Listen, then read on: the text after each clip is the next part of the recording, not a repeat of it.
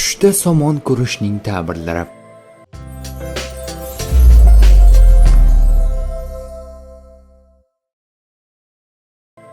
Ibn Sirinning aytishicha, tushdagi somon, xususan bug'doy somoni bo'lsa, mol va ne'matga dalildir.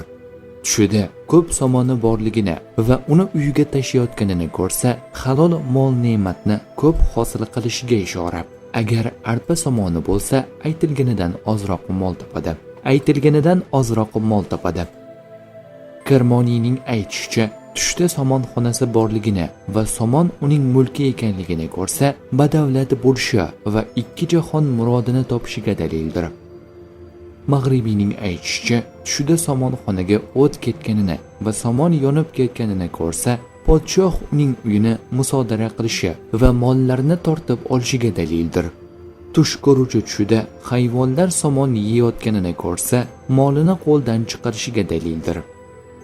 Ja'far Sodiqning aytishicha, tushdagi somon 3 narsaga dalildir: halol molga, kasb va maishatga, murod va shodlikka.